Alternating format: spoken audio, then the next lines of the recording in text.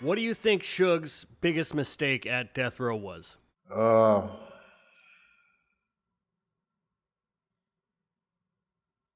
You should have stayed low key. We was straight. We should have stayed low. You know what I'm saying? Pac put us all out there. Everything should have stayed low. But it was so many situations coming, you gotta take a stand though. It's crazy, man.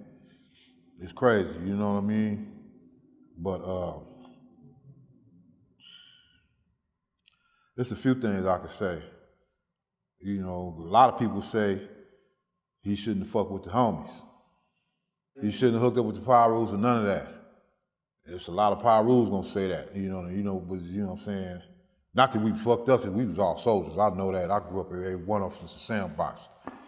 You know what I mean? But it's a lot of people would say that. And then when you look at the outcome of what happened with the homies, you know what I'm saying? You may find more people that would agree to that than that wouldn't. But at the same time, it didn't start off like that. That wasn't, look here, man. Death Row was one big family. When I came, they treated me with love. You know what I'm saying? They just put their life, I put my life on the line, they put their life on the line. You know what I'm saying? So, it's hard to say, but I know that's at the top of the list. Because first of all, these niggas is hard-headed as hell. They killers. You can't tell them shit. They'll listen, you know what I'm saying? You catch them in the right mood, they'll listen to you a little bit. These niggas got tempers, man. These niggas got tempers. And when they react to their tempers, something dangerous is gonna happen. Something dangerous is gonna happen, man. And you pay for that shit. You pay for not losing that motherfucking, you gotta smooth it out. We in the white world, nigga, we got offices, nice cars, checks. We gotta smooth this shit out. We was too young. We didn't understand smooth out yet. Because everybody reacted to how we naturally was. And maybe that was too much for death row. But at first, it wasn't no hood politics even involved. We was just up there fucking with the homie and taking care of business and trying to learn and grow. So, yeah, it did wind up being the worst thing that happened to death row was with the homies. Definitely. And Pac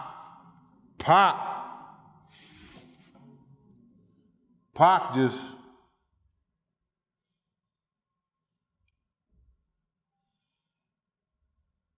Pac was too much of a soldier, man. He had too much love, he was too protective. He had too much love. You gotta have your love at a certain level out here in this world, man. You can't love your homie like you love your daughter, because you always know it's a chance, looking at the history of men, period, gangsters, gangbangers, shit always go fucked up. Shit, just the history of YouTube. All the podcasters is at war.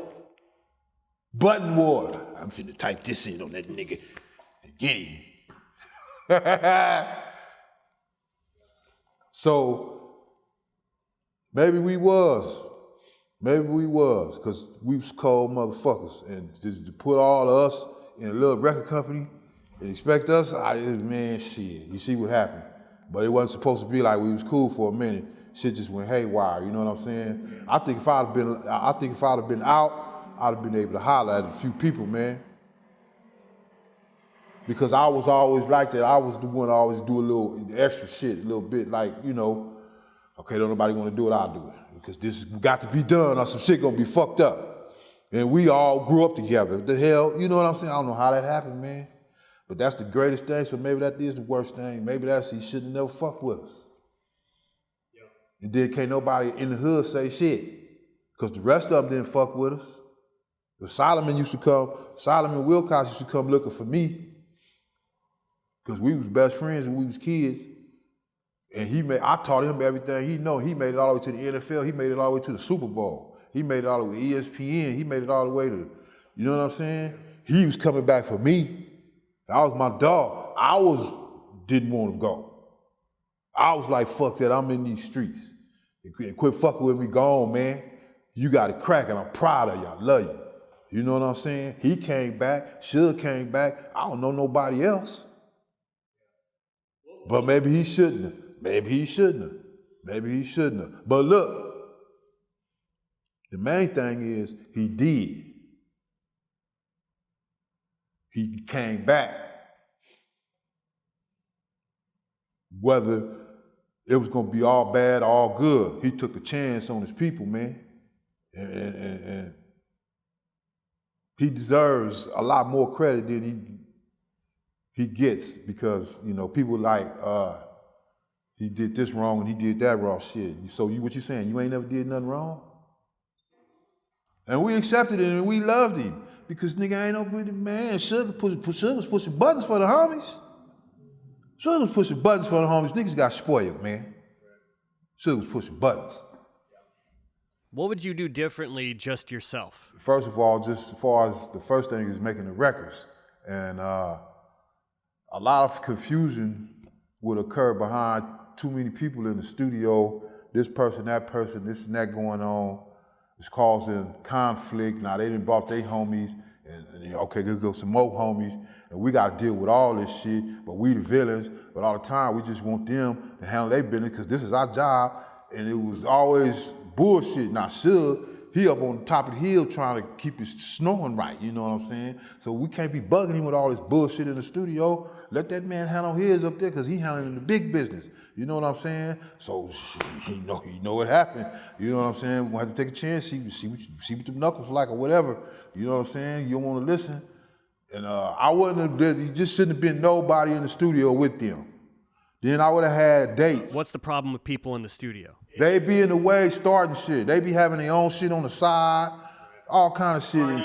Yeah, they invited, but then they invite some motherfuckers and then they invite some people.